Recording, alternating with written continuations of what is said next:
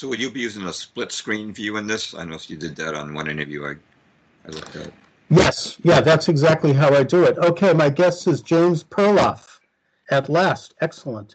And James, you're the author. I just lost the bio here, but I know your bio. You're the author of some very important books that have had a major impact on our society, particularly Shadows of Power, which is one of my favorites, and Tornado in a Junkyard, which inspired me to write a book about Darwin as well, called The Apostles of Evolution. And I really appreciate your work. It's really an honor to have you on with me today, James. Oh, thank you. Thank you very much. First time I've been on your podcast, so thank you. You're welcome. Obviously we're in the middle of this unprecedented pandemic right now. I know there have been pandemics historically, but not in anyone's memory. I mean, there's a lot of reference to the pandemic of 1917. I know that was a problem. My great-grandfather died of that pandemic. But yet here we are in a situation where we have people in power, people in the places of influence who might not, have our best interests at heart, who might have their own agendas. So first of all, please talk a little bit about the realities in your research around the pandemic itself. What are we looking at here? Well, the first thing that I look at, I've written a blog post on this that find myself continually updating because more information keeps coming in. It's called COVID-19 Red Pilled. Of course, Red Pill is taken from the movie The Matrix. People swallow the red pill, they get reality. Swallow the blue pill to get an illusion. But I'm finding I'm constantly updating the post because more information, more statistics, more voices are being heard from the scientific community.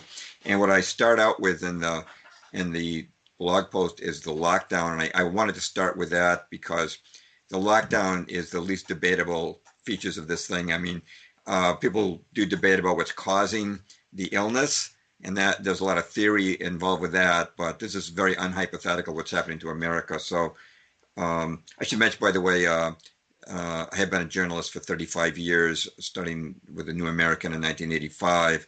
So I've got some insight into the forces that run America behind the scenes and what their motives are. And I've also been a registered nurse since 1975. So I have some basic training in infection control. And I knew right away when they announced these lockdowns that this was not in accord with our historical methods of dealing with pandemics. I mean, you quarantine sick people, but you don't start putting everybody who's healthy in their homes. That's quite a novel. So I knew something was up. And I know some people will say, well, you're only an RN, you're not a virologist or something like that. So in my article, I quote virologists and infectious disease specialists, people with PhDs. And I always like to point out that Bill Gates is not qualified in any way medically, yet he seems to be dictating what the global response should be. But that's where I kind of like to start with the human impact of the lockdown itself. Could I just inject briefly here? I think that we haven't seen statistics, and I find it suspicious that they haven't been provided, which indicate exactly who the fatalities are from the COVID-19. And I think that if you piece together what we do know, I think it's almost 50% of them, or 40 to 50%, are people who live in nursing homes, are people who are over 70 years old. And the rest are from doctors I've interviewed, from articles I've read. They're people who have pre-existing conditions, particularly people who are fat, people who are obese. Other conditions include diabetes and high blood pressure. So, having that data really put out there comprehensively, if we could know that, might indicate a different treatment. For example, we could shelter people who are vulnerable to this disease and put our efforts into protecting them until the thing passes, which they're not doing, by the way, because nursing homes have been hit heavily, and that's a disgrace. But, yes, while protecting them and putting all the efforts there, the rest of us could get out and function normally. And in fact, I believe that's what they're doing in Sweden. Right. Mm-hmm. Also in Taiwan, where my wife is originally from, they're not in lockdown. Their schools are open, their businesses are open. And I saw a stat yesterday that their death rate is 0.3 people per million, so they're not having a problem. Right. They don't need a lockdown in Taiwan, and they're of course not that far from China. But just to back up what you were saying, um, one of the experts I quote, we're talking about the disease coming from other sources. Professor Klaus Puschel, who's head of forensic medicine in Hamburg, Germany, said this quote. He said, "The astronomical economic damage now being caused is not commensurate with the danger posed by the virus, and convinced that the corona mortality rate will not even show up as a peak in annual mortality. In Hamburg, for example, not a single person who was not previously ill had died of the virus. All those we have examined so far had cancer, a chronic lung disease, were heavy smokers, or as you mentioned, Charles, severely obese, suffered from diabetes or had cardiovascular disease. The virus was the straw that broke the camel's back, so to speak. COVID-19 is a fatal disease only in exceptional cases, but in most cases is a predominantly harmless infection," end quote. And there's one other thing, speaking to what you were talking about not quarantining the rest of us. Professor Newt Witkowski, in my article, his interview is too long to embed, but it's 41 minutes long, but I linked to it. He's a 35-year epidemiologist. Those are the guys who study epidemics. And he says that what Dr. Fauci, who's heading up our response, is doing is the exact wrong thing with this lockdown. He says that by locking down the public, we prevent herd immunity.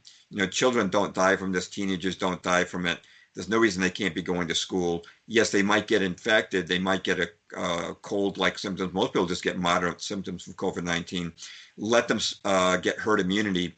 He says if you don't do that, you're going to get a resurgence in the fall when the flu season comes again.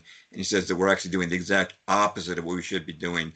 But the economic impact worldwide is going to be disastrous. Absolutely. And that gets to possibly the origins of the virus itself. Do you have any data on that, James? Well, yeah, we're a little ahead of where I was going to go, but there's several theories, and I concentrated on two of the major ones besides the mainstream media theory. The mainstream media theory is that this is a naturally occurring mutation of the coronavirus, which is a virus we've been studying in humans since the 1960s, which is a cause of the common cold. Mm-hmm. And SARS was a form of coronavirus. And they say it's a naturally occurring mutation, and it probably originated from people eating something like bat soup in the Wuhan seafood market. That's kind of the common mainstream story. But there's other views on this, and one is that this is a type of bioweapon. There's a lot of very respectable people who are saying this. One is, so I have to refer to my notes here because I don't have these quotes and names memorized, but Dr. Shiva Ayadari, who's got 4 degrees from MIT, including a PhD in biological engineering. He says that it's definitely a bioweapon. He says, but you can tell by the number of changes in the virus, which are too specific, too numerous, and which give it an affinity for a human infection, to believe this is just a naturally occurring phenomenon. I've got an 8-minute video there. He says this is actually what he calls a part of a deep state plan. But in addition to that, Professor Francis Boyle, who according to his biography at Illinois College of Law, quote, drafted the U.S. domestic implementing legislation for the Biological Weapons Convention, known as the Biological Weapons Anti-Terrorism Act, that was approved unanimously by both houses of Congress and signed into law by President George H.W. Bush, end quote. He's got an 8-minute video that I embed, and he talks about how there's peer-reviewed studies from Australia, France, and India, all confirming that this is not a naturally occurring virus. And one of those papers is from the Kazuma School of Biological Sciences in New Delhi, which states, quote, we found 4 insertions in the spike glycoprotein, which are unique to what they call the COVID-19 virus, and are not present in other coronaviruses. And they call these characteristics uncanny and unlikely to be fortuitous, meaning unlikely to be come about by chance. Now, the paper is marked withdrawn, but I want to quote the Nobel Prize winner, Luc Montagnier. He won the Nobel Prize for co-discovering the HIV virus. He said on TV, in French TV, it's definitely a bioengineered weapon. And he says that the Indian researchers were, quote, forced to withdraw their findings as pressure from the mainstream was too great, end quote. And then Dr. Rashid Buttar, who I really like, another podcast host mentioned him to me, and He's a experienced surgeon, former U.S. military, and he is very outspoken and heartfelt. And I really like this guy a lot. But he kind of nails it. He talks about how in Nature magazine in 2015 November 12th issue, they had an article about how the University of North Carolina, against great objections, Chapel Hill was conducting this research advancing the functions of coronaviruses. And this is dangerous research, that they were making them have greater affinity for human cells.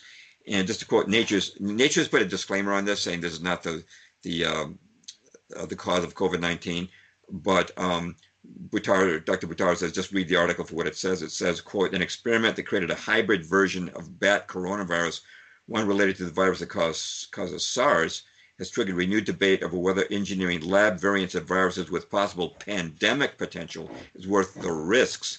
Now they talk about how they got a specimen of SARS from Fort Detrick, where we have a biochemical weapons stock, and then they go on to say, quote, again, it's from Nature magazine, but other virologists question whether the information gleaned from the experiment justifies the potential risk. Although the extent of any risk is difficult to assess, Simon Wayne Hobson, a virologist at the Pasteur Institute, points out that the research has created a novel virus that grows remarkably well in human cells. If the virus escaped, nobody could project the trajectory, he says. That's from Nature magazine. Now, the magazine also talks about the fact that the U.S. government actually banned this type of research of developing these viruses. And but an exception was made for this Chapel Hill, North Carolina experiment by the NIH, which was run by Dr. Fauci.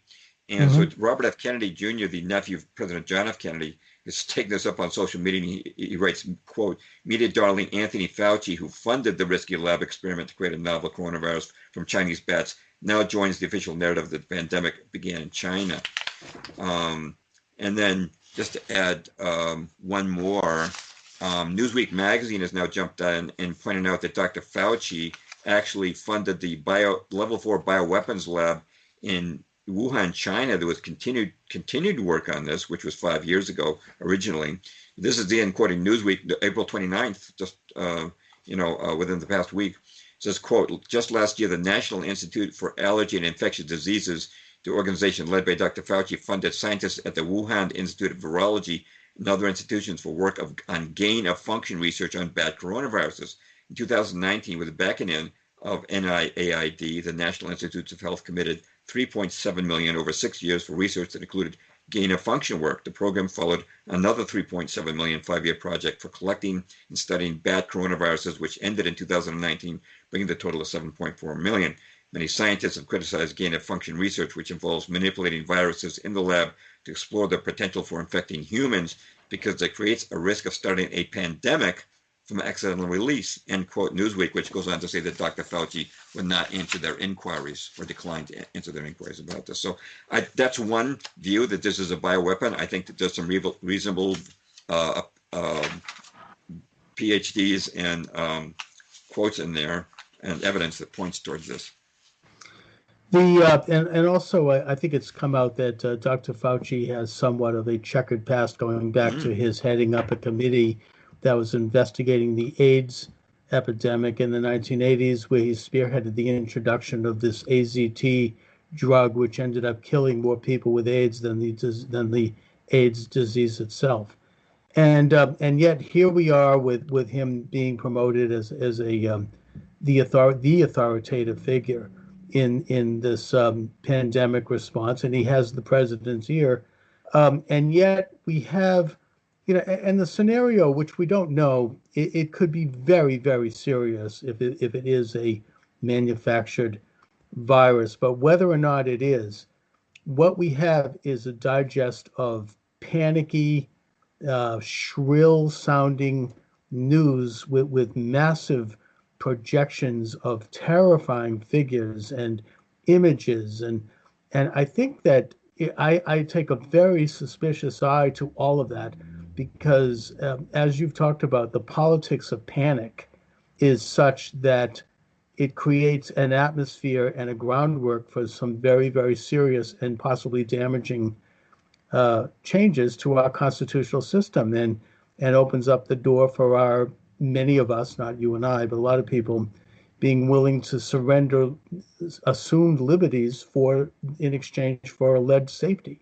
So talk a bit, James, if you will, about the panic atmosphere that we're now confronting around the virus. Yeah, well, there's the panic, how they've created it, and then there's the impact of the panic, which is the lockdown. But what I found, the way I kind of break it down, there's three basic ways that they're exaggerating the numbers of deaths from the what they're calling the pandemic. The first is, and of course, I'm not saying it's not a serious disease. Right. There are people Right. who definitely have died from it. I've talked to, I have a good friend who's a very red-pilled doctor, works at a major hospital, and she confirmed to me, yes, they have ICU patients with COVID-19, no question about it, and that it can be fatal. Oh, it's a terrible disease. They're in good. She is having very good results with chloroquine, which many of the doctors have affirmed in the media, which is one reason why we don't really need a vaccine. We can already treat this thing. But one way they inflate the COVID-19 deaths is, this is pointed out by Dr. Vernon Coleman, who's an MD in the UK. He pointed out that people who die tend to get sampled for COVID-19, but people who are healthy, have no symptoms or few symptoms or just mild symptoms, usually don't go into the hospital and get tested. So people who are dying get a disproportionate weight in the total. So it looks like the percentage of people dying from COVID-19 is higher than it really is. It's interesting that Stanford University came out very recently with a study that puts the death rate actually at 0.12% to 0.2%, which is just above the seasonal flu rate of 0.1%. And I'm sure you saw this video. Doctors Daniel Erickson and Art Masihi was censored after 4 million views on YouTube. Yeah, they said that their survey, because they tested more people than any other group in their county for COVID-19. They found that the death rate is only 0.03%, which is really low. And here I'm near Boston. We have a homeless shelter here called the Pine Street Inn. They had 146 people test positive for COVID-19. None of them not only died, none of them even had any symptoms. So, it's starting to look, this is not as serious as the initial projections. In fact, there's a Stanford University professor. He just came out with a video interview. I think his name is Levitt, Michael Levitt. I'll have to check that. But he said that the initial pandemic projections were grossly overstated. He's a statistician as well as a biologist. And so that's one way is this. Oh, by the way, Dr. Fauci himself, it's interesting, wrote an article which he co-wrote with Robert Redfield of the CDC and H. Clifford Lane, MD, in the New England Journal of Medicine, March the 26th of this year. It's called COVID-19 Navigating the Uncharted. He actually agrees that this could be not much worse than a seasonal flu. Here's what he and his colleagues wrote, quote, patients had a wide spectrum of disease severity. If one assumes that the number of asymptomatic or minimally symptomatic cases is several times the size of the number of reported cases, the case fatality rate may be considerably lower than 1%. This suggests that the overall clinical consequences of COVID-19 may be ultimately more akin to those of a severe seasonal influenza, which has a case fatality rate of approximately 0.1%. End quote. Again, that's Dr. Fauci and his colleagues in the New England Journal of Medicine. Another way that they are inflating these is, I think you already mentioned, is that they take people who died from something else and call it COVID-19. Italy had reported a 10% death, approximately 10% death rate, but now the Italian government has clarified that 99% of those reported as COVID-19 deaths actually had some other morbidity. They had the lung disease, the diabetes, the obesity, the heart disease, the cancer, and that's what they're dying from. They said that only 1% were dying from COVID itself, and that really puts it, or less than 1%, in fact. And it's actually, I just saw this today on Twitter. I've got to add it to my article. It's a 4-minute video from the Italian parliament where a parliamentarian is quoting these numbers, and he's saying that we're being headed into a police state by this misrepresentation of the COVID deaths. So this is another way as they take people dying from something else. And I also linked to a video by the Illinois Director of Public Health. It's just a 1-minute video. but she says that anybody who dies from any cause, if they had COVID-19, is counted as a COVID death. So that means when these headlines we see, the number of COVID-19 deaths on CNN and so forth, it's really exaggerating the extent of the problem. Well, there's one more, which is death certificates, but I know I've been talking for a while, so let me throw it back to you. No, even the CDC website has listed the numbers of deaths recorded as of May, I think, 1st or 2nd, was 37,000, which is about half what the media is reporting, which is 65. Right. And I heard a woman in the hospital in Montana, she said she'd worked there for 20 years, kind of a whistleblower, who says that she's been instructed by the hospital, and she's been writing death certificates all her career, to put COVID-19 as a cause of death, even if someone hadn't been tested or if there was question. And she said there always is a little bit of a variable when they fill out a death certificate anyway, but it's very unusual to have that kind of a directive come down and say, listed as COVID-19. The other thing I've heard is that in New York City, because of the events of 9/11, which is something I know you're researching, and I'm looking forward to hearing about that, but that destruction of the Twin Towers released this enormous toxic cloud that covered Lower Manhattan, parts of New Jersey, and Brooklyn for days, and that it seriously compromised people's respiratory condition, and that a lot of this may be very well why now, 20 years later, there is a very high death count in New York City. Because because it is a respiratory disease, and I think most of the people who die from COVID have respiratory problems. It gets into the lungs. So, if we had a genuinely dispassionate and honest examination of this thing, maybe we'd get a better handle on it, which brings me to my question for you, James. Why aren't we getting that kind of an honest reckoning of this disease so we can actually learn about it scientifically and then treat it properly? Well, I think it's because there's an agenda, by the forces behind the scenes. The fact that death certificates, as you were mentioning, the doctors are, Erickson and Massey talk about, they say that their doctors being pressured to write COVID-19 on death certificates. And Laura Ingraham had a great interview with Dr. Scott Jensen, how it was from Minnesota, on she actually quoted the CDC's new guidelines for COVID-19. It says, quote, in cases where a definite diagnosis of COVID cannot be made but is suspected or likely, it is acceptable to report COVID-19 on a death certificate as probable or presumed. And Dr. Jensen was outraged by this. He said that the CDC's own guidelines on death certificates focus on what he calls precision and specificity. He also mentioned that hospitals get a $13,000 extra if they write a patient as having COVID-19. And the National Vital Statistics System, which is a branch of the CDC, says, quote, COVID-19 should be reported on the death certificate for all decedents with the disease caused or is assumed to have caused or contributed to death. And now, this past week, Project Veritas came out with a video. It has several New York funeral home directors in it, and they're all saying that people who don't have COVID-19 are being called COVID-19. And one of them, he said it's speculation, but he says he suspects that Mayor Bill de Blasio is getting more money from the federal government if these are called COVID-19. It's also happening overseas.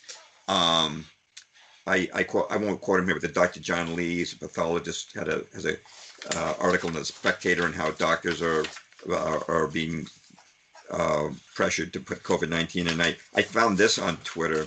This is a New York State, just a excerpt from a letter to the editor in a British newspaper. It says, "Sir, my mother died last week at a care home at the age of 98 when my brother registered death as expected. The cause given was frailty due to old age, but he's surprised to find that the doctor certifying that death had added presumed COVID-19, an inclusion that also shocked the home's manager. The day before her mother died, my brother was allowed to sit with her for an hour. His temperature was checked before he was admitted.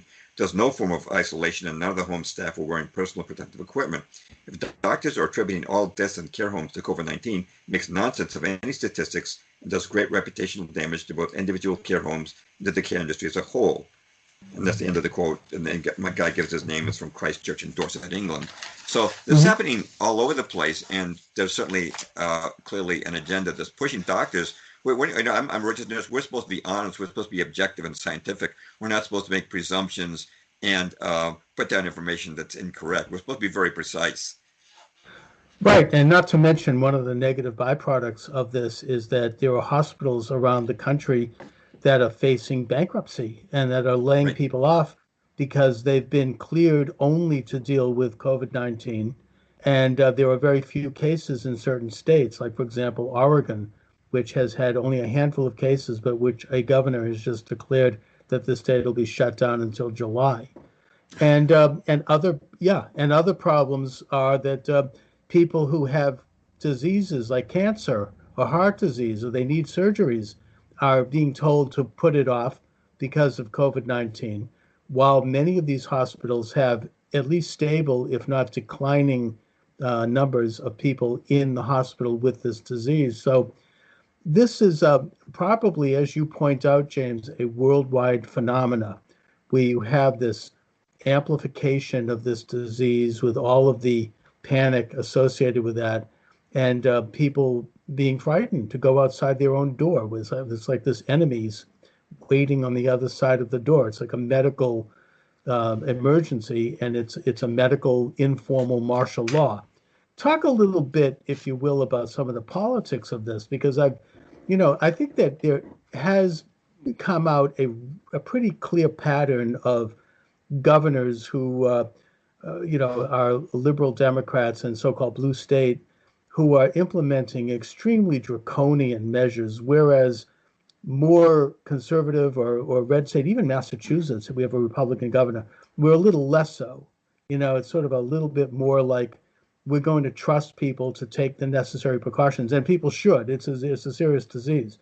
But we're not going to start to arrest people for stepping off their lawn, or tell people that they can only have one passenger in their car, or if they go to the grocery store, they can't buy, plant seeds so they can plant a garden. So talk a little bit, James, about the politics of this. What is going on here? Yeah, one thing is that the lockdown is bankrupting the world. There are last week the official unemployment numbers, the new unemployed with up to 30 million. I'm sure it's higher than that. I don't think the numbers came out this week yet as we're recording this, but it's going to be up over 30 million. And plus, that doesn't even represent the true number because there are people who can't even get through the unemployment analysis. Sometimes they're so swamped. Plus, we have to remember when we talk about 30 million, that doesn't include the spouses and the families that are represented by that. Another thing is that a survey before the lockdown showed that 49% of Americans live paycheck to paycheck. Somebody, actually on a podcast the other day, they heard it was more like 60, but if people live paycheck to paycheck, they don't have a job, then they can't pay their rent or their mortgage, which means they could lose their home. Now, I know that there's going to be pressure put on landlords and banks to ease up, because obviously there's a COVID problem, but hundreds of thousands of businesses, I saw an estimate today that 43% may not reopen due to, they have to keep paying rent, they have to keep paying taxes, etc. And a lot of them are just going to shutter their doors forever. That means a lot of these people will not be able to get a job back, and eventually the landlord will say enough's enough, you're going to have to leave, and they're the street. Plus, if you don't have a job, you don't have health insurance. So how can that be healthy for America? If these people are concerned about their health, how can we deal with this? And America, by the way, our own government has no surplus. It's 23 trillion in debt. So it's not like the American government can come to the rescue. They can't raise taxes under these circumstances. So the only thing they can do is go to the Fed, borrow the money, increase our national debt, and then expand the money supply, which will inflate the currency and make prices go up. So there's no good solution there. And the other thing that you were already touching on is the loss of liberty.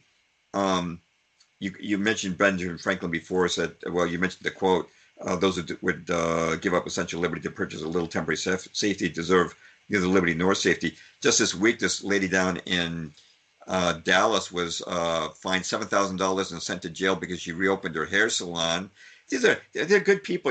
A guy in Colorado was playing t-ball with his daughter. He was handcuffed and arrested in front of her. Mm-hmm. And the church, the Bill of Rights, though, I was looking at the Bill of Rights, and freedom of worship is being nullified.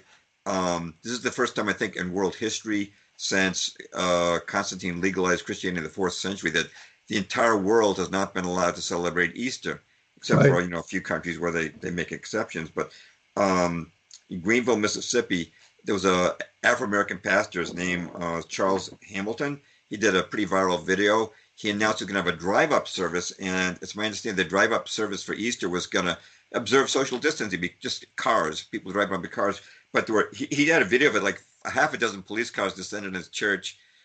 And I understand people were fined if they came to the service, but he says in Greenville, if there's a murder, people they don't see that many police cars coming. And it was also pointed out that just a few hundred feet away from the church, there was a Sonic Burger, which was allowing drive-up customers for burgers. So what does it say about where this is going, along with the right to peaceably assemble?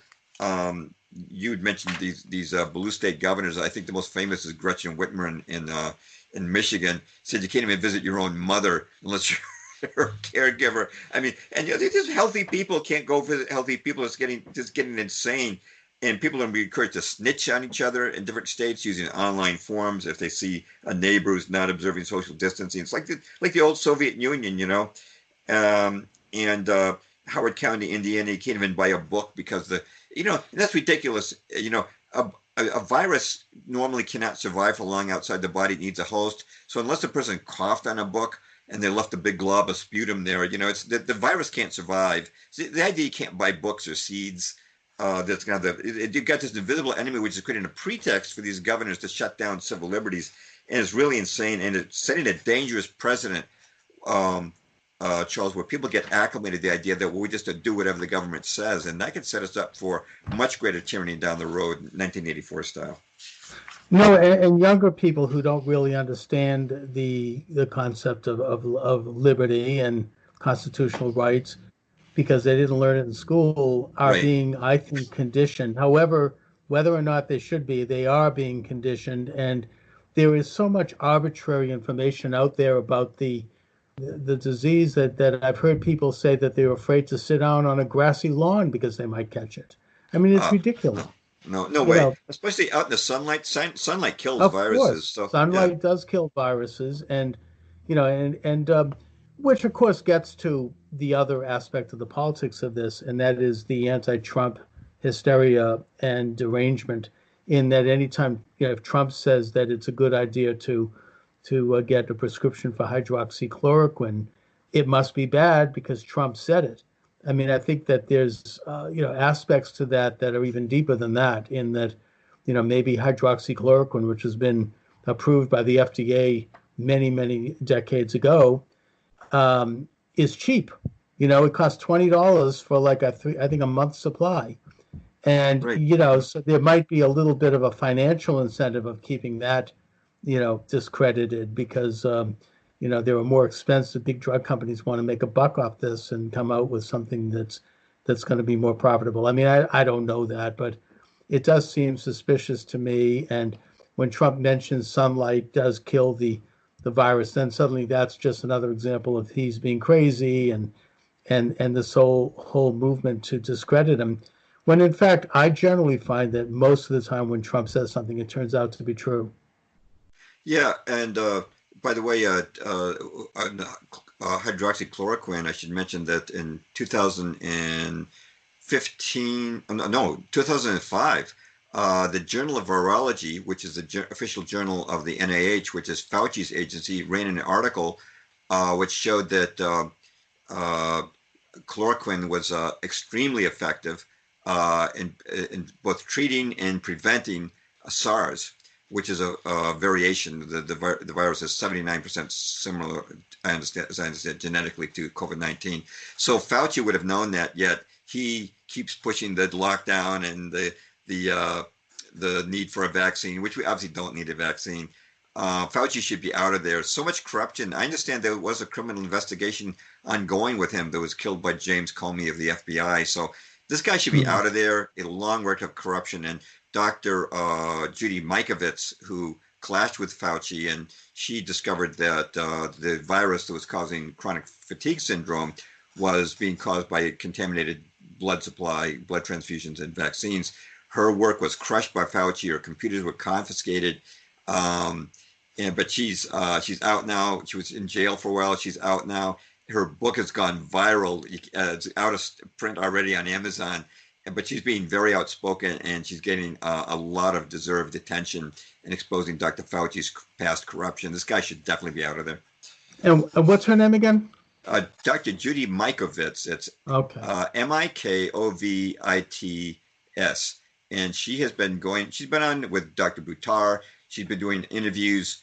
And I'm on Twitter. I follow some informed people, and they link to interviews and work that she's done. And her book is called Plague of Corruption. Again, sold out on Amazon, rated number 2 in virology on Amazon.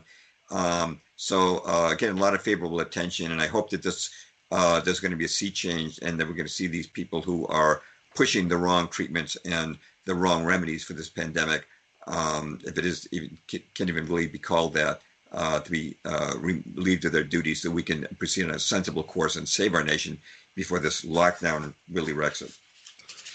I think that is coming no matter what the government does, because Americans are not going to tolerate this that much longer. As the weather gets warmer, people are going to want to go out. They're going to want to go to the beach. They're going to want to go to parks. It's already happening all over the country, all over the world.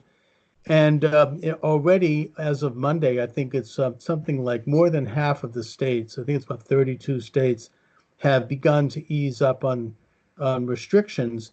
So that tells me that maybe next week, maybe it might take 2 weeks, we're going to find out whether or not there's going to be an uptick in infections. And my sense is that there won't be, because the weather is getting warmer, and that's going to help that. And once it becomes obvious that that isn't happening, and that in fact infections are going down, they're not going to be able to keep this thing going, and it's going to be over. That's my optimistic projection. What do you see, James, as the end game for this, in terms of what these elites and the establishment might try to do to keep the thing going, or what their agenda how it might manifest? Yeah. Well, if this is a bioweapon, and by the way, we probably won't have time to get into these today, but there's some other theories besides bioweapon. Some people think it's associated with 5G, and there's been a lot of attention given to a book by Arthur Furstenberg, who pointed out that with new electrical rollouts, and historically, there have been pandemics. For example, the 1889 Russian flu was associated with rollout of electricity. The 1918 pandemic, Spanish flu, was associated with the rollout of radio.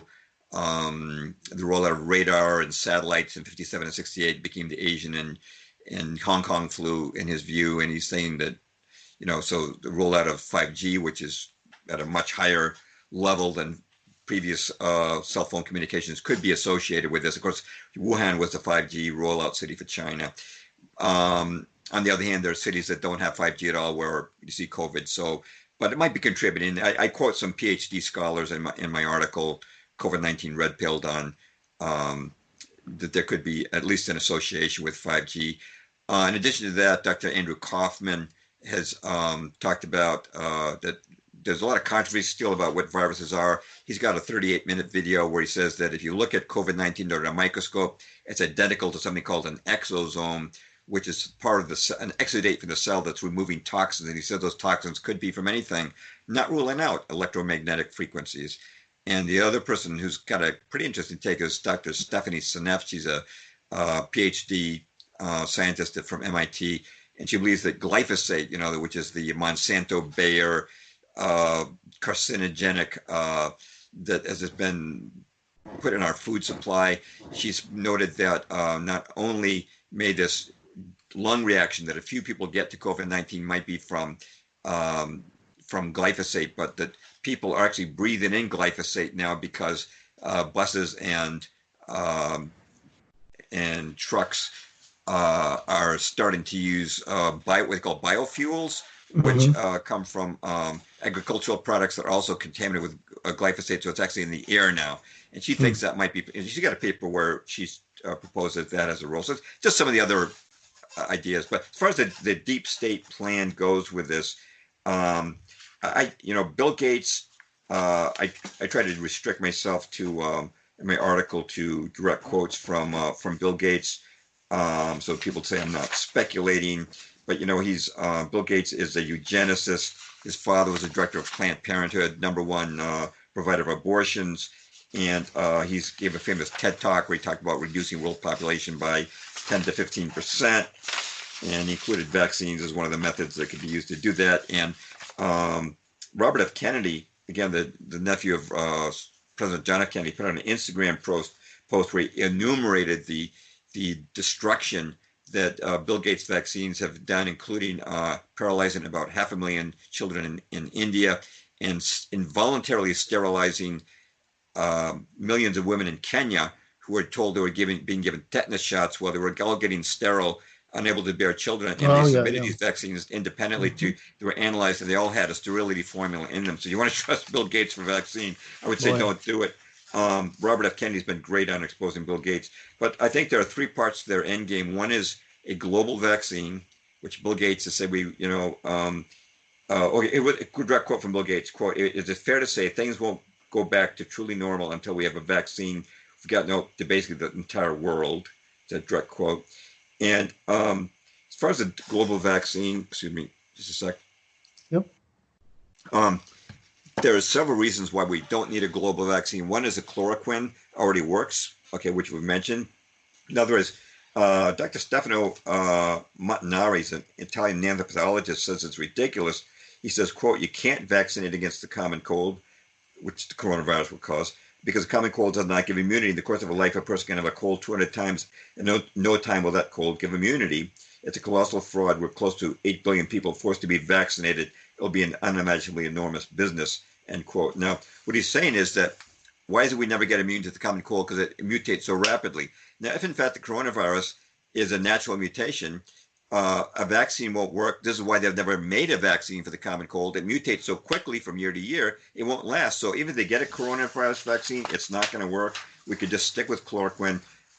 There are other reasons, but just to keep it short, we've already mentioned that there are other countries like Taiwan, Sweden, Belarus, Japan that are not in lockdown, and they're beating COVID not only without a vaccine, without even a lockdown. So this idea that we have to have a mandatory vaccine is nonsense. I want to talk a little about the digital ID and the cashless society is also in games, but I want to throw it back to you.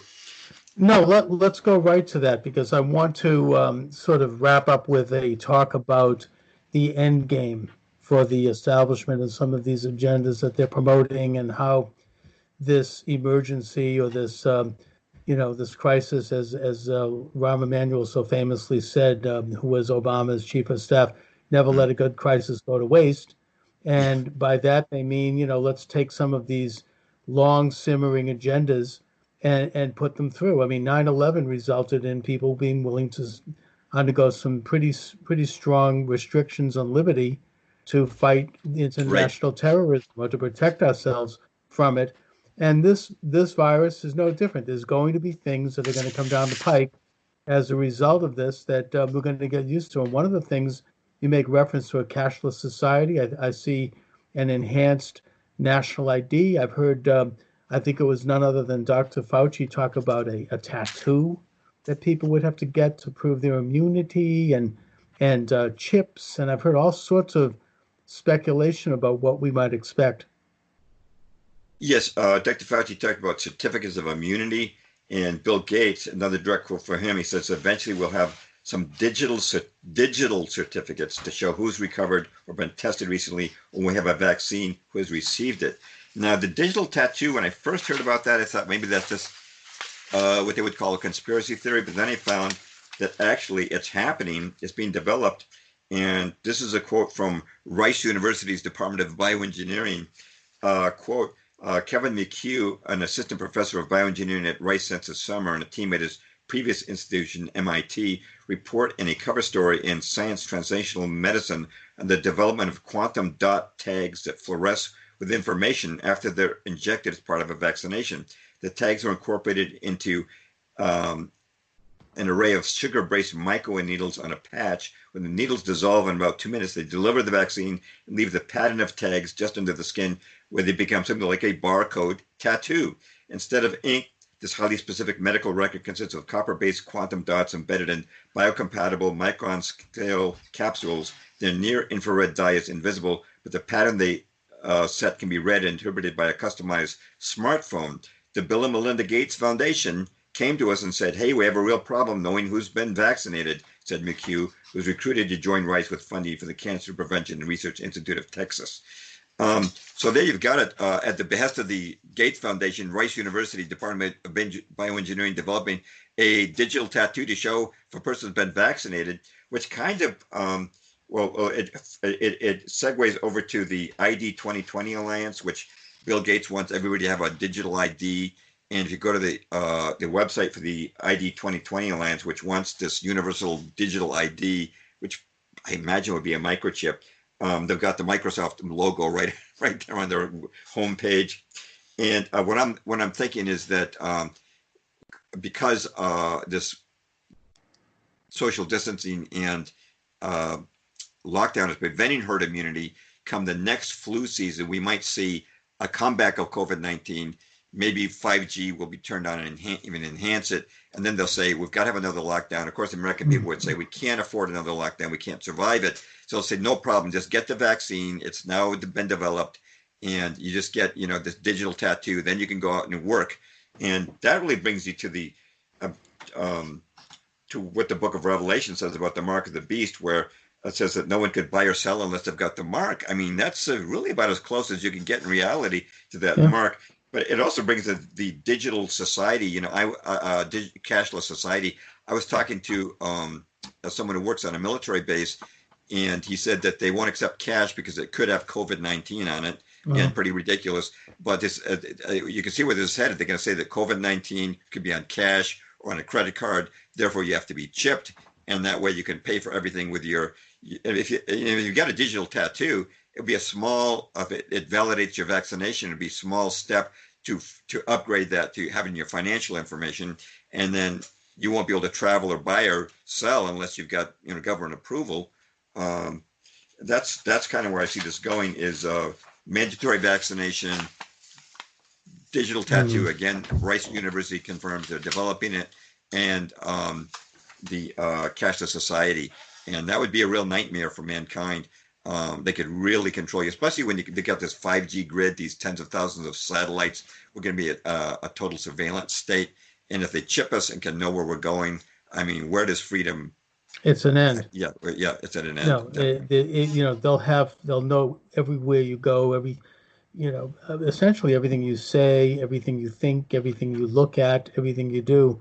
It is the end of freedom. And it's, if people think that this is far-fetched, I would simply point to the obvious fact that 2 months ago, before the pandemic really hit, it would have been unthinkable for anyone to think that we would be told to stay indoors and shelter for this long. Right.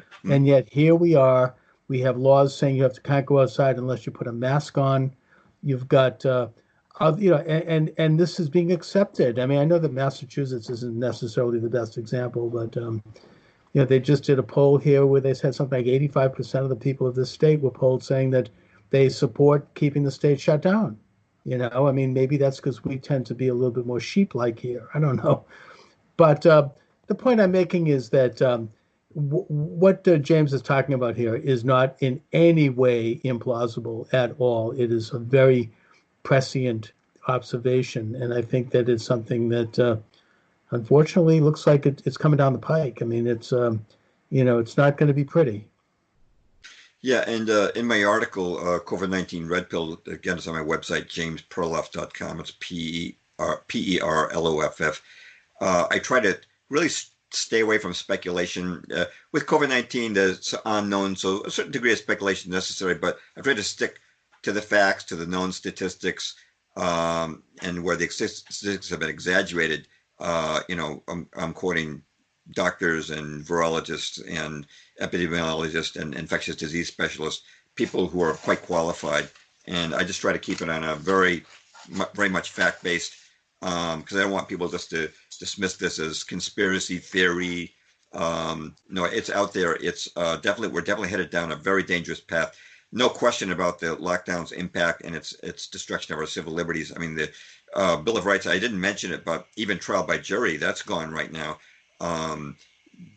Who knows when we'll start trial by jury again. I mean, we're being, maybe they'll bring it back, but they're acclimating us to doing without it. And all of our liberties, it's just, they call it boiling the frog, gradually get people to accept the elimination of freedom in the name of safety. Absolutely. And I've done some programs recently and we'll continue on how we can improve our own immune system, our own health, so that we don't have to take any of these things. I won't. I mean, I can't imagine it, but I know a lot of people will. Anyways, James Perloff, it's been an honor and a pleasure to have you on with me. I'd like you again to mention to my listeners and viewers where they can get your excellent books and articles. I'll post it on the YouTube station either way, but please let people know. Well, this is probably a pretty good time for people to learn about the geopolitical system that's running things behind the scenes. I have a couple of books out that are primers on what we call the New World Order. One is called Truth is a Lonely Warrior, and we talk about Council on Foreign Relations, the Federal Reserve, false flags leading us into war, media control. And we've got just 5 corporations running over 50%, 90% of the media right now. And we get into things like vaccines and even weather control, secret societies. And then I have a more recent book called 13 Pieces of the Jigsaw, which covers some history that I didn't cover in that book, as well as some more up-to-date things like the dangers of electromagnetic frequencies, some of the things going on with our, more recently in the Middle East. And those 2 books together can give people a pretty good background on the New World Order, its history. Shadows of Power, which came out in 1988, that kind of dates me, as a history of the Council on Foreign Relations, which has dictated American foreign policy for a long time. Mm-hmm. And my website, again, is jamesperloff.com, Perloff. I'm also on Twitter as James Perloff. Charles, I want to thank you very much for having me on the program. I really feel that, I've said this a number of times, but alt media is the last line of defense because there is consolidation. Now I've got a book, I can't quite reach it from where I am, but it's called America's 60 Families, published in 1937 by Ferdinand Lundberg, who was an eminent finance journalist of his day, published over 80 years ago, but he pointed out that even then the media was controlled, that we call the 60, the top richest 60 families owned almost all of the newspapers and radio stations. So there's always been matrix. There's always been a mainstream media control. And unfortunately, many people just spend their lives inside that matrix.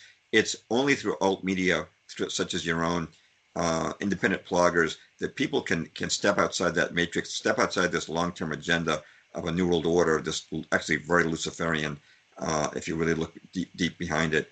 I agree. So thank you for having me on, and thank you for what you're doing. Thank you, James, and it's been a pleasure, and I'll talk to you soon.